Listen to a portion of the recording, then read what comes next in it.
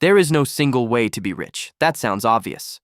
But almost every piece of financial advice on the internet treats wealth as one category, as if a surgeon earning $300,000 a year and a retired schoolteacher with a paid-off house and a stock portfolio are playing the same financial game.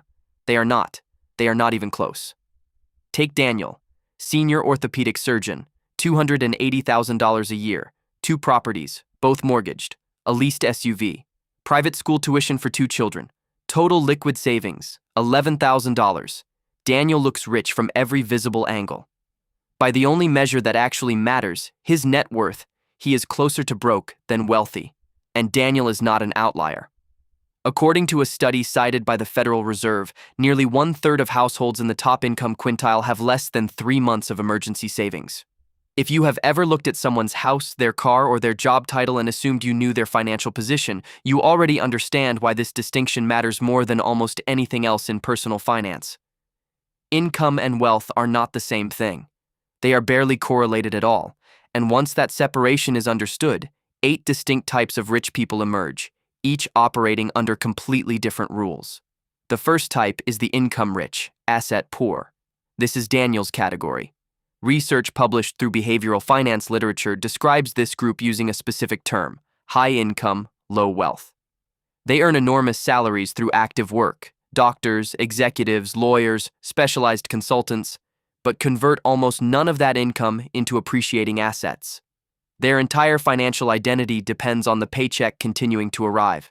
The moment the income stops, through retirement, illness, or job loss, the lifestyle collapses immediately because there was never a foundation of actual wealth underneath it. Economists studying the relationship between income and wealth note that the correlation between the two is surprisingly low, precisely because behavioral spending patterns, not earning capacity, determine who actually accumulates assets. The second type is the exact mirror image, the asset-rich, cash-poor. This is the retiree with a paid-off house worth $600,000 and a modest pension, or the long-term employee whose company stock has appreciated enormously over decades, but who still drives a 15-year-old car. Their net worth on paper looks substantial. Their monthly cash flow looks unremarkable. Research from the Richmond Federal Reserve documents that wealthier households are disproportionately invested in illiquid, higher-yielding assets like real estate and private equity, while holding comparatively little in cash. This group is wealthy in the truest accounting sense, but functionally constrained, because most of what they own cannot be spent without first being sold, taxed, or restructured. The third type is the stealth wealthy. This is the category made famous by researchers Thomas Stanley and William Danko in their landmark study of American millionaires, published in the Millionaire Next Door. Stanley and Danko coined a precise term for this group: prodigious accumulators of wealth, individuals who systematically save and invest a high percentage of a modest to moderate income over decades, while deliberately avoiding any outward display of wealth.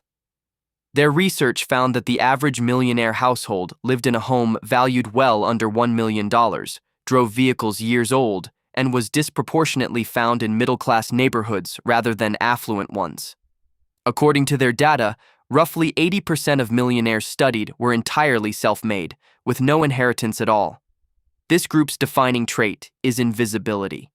They could be standing next to you in line, and almost nothing about their appearance would reveal what they have actually built. The fourth type is the lifestyle inflator, what Stanley and Danko's research specifically labeled the underaccumulator of wealth. This category overlaps with the income rich, but extends further.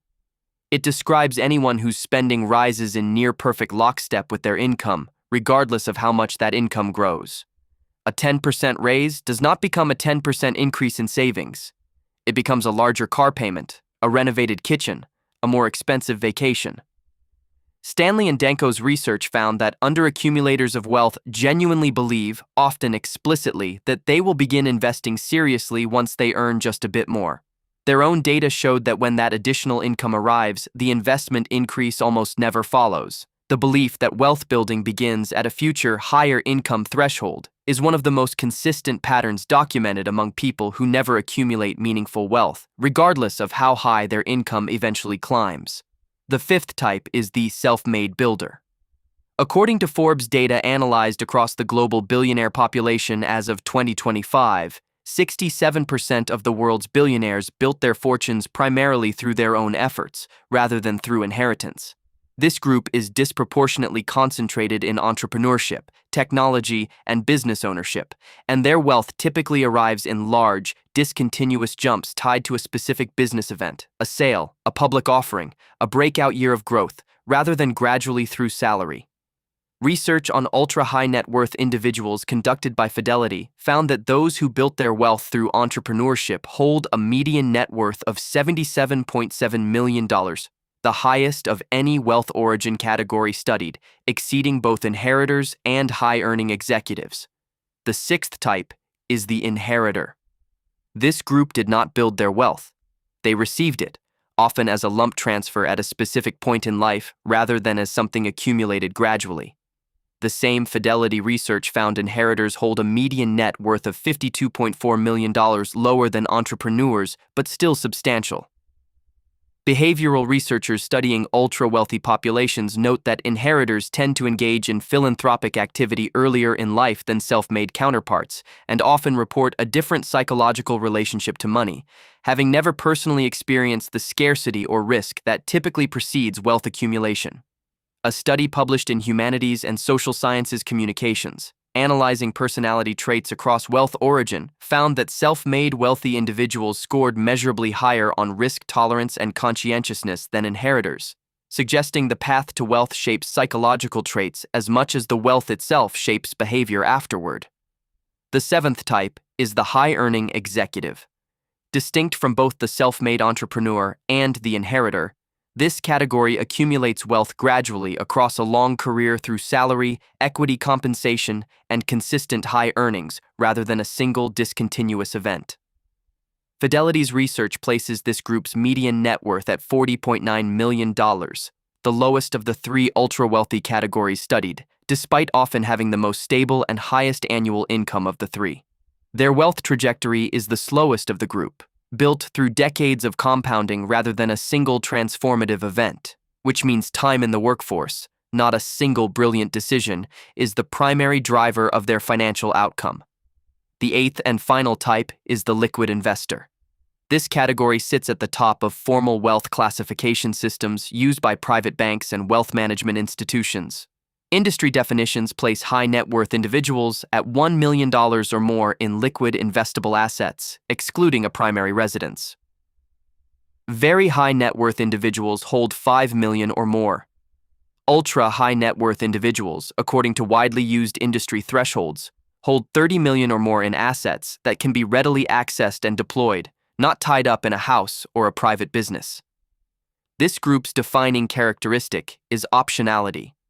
Their wealth is not just large, it is liquid, meaning it can be moved, reallocated, or spent on short notice without disrupting their underlying financial position, a structural advantage that neither the asset-rich retiree nor the income-rich professional typically possesses. If this breakdown is landing, the subscribe button is one of the simplest ways this kind of financial education keeps reaching people who are still operating under the assumption that income and wealth are the same thing. What separates these 8 types is not the size of the number attached to their name. It is the structure underneath that number. Daniel, the surgeon earning $280,000 a year, has more annual income than most self-made millionaires ever earned in a single year during their wealth-building phase. He still has less wealth than many of them because income that flows straight through to consumption builds nothing. Meanwhile, the stealth-wealthy schoolteacher with a fraction of Daniel's salary has built a financial position that will outlast a career, a market downturn, and possibly a generation. It is worth noting that these 8 types are rarely pure. Fidelity's own research on ultra-wealthy populations makes this explicit. The categories are not mutually exclusive in practice. An entrepreneur may have started a company using money received through inheritance. A high-earning executive may also be quietly practicing the stealth wealth habits of a prodigious accumulator, investing aggressively while living modestly, blending 2 categories into one financial profile. The value of separating them is not to force every person into a single rigid box. It is to give a vocabulary for a distinction that most financial conversations collapse entirely. That the source of wealth, the structure of wealth, and the visibility of wealth are 3 separate variables, and a person can score completely differently on each one. This is also why financial comparison, the habit of measuring your situation against someone else's apparent success, fails so consistently as a strategy. Comparing Daniel's salary to a teacher's salary tells you nothing about whose financial position is actually stronger. Comparing a self-made builder's net worth to an inheritor's net worth tells you nothing about which person developed stronger financial habits, since one figure was built and the other was received. Even within the liquid investor category, a very high net worth individual sitting entirely in cash and a high net worth individual whose assets are working hard in diversified, appreciating investments may carry similar headline numbers while facing dramatically different long-term outcomes. The practical reframe is this. The question that actually matters is never, how much does this person make? It is, where does their money end up? A high income with high consumption produces the same long-term financial position as a moderate income with no savings at all, just with more zeros attached to the lifestyle in between. A moderate income with disciplined, consistent investing, exactly the pattern Stanley and Danko documented across decades of research, produces a financial outcome that high earners frequently never reach. One action this week.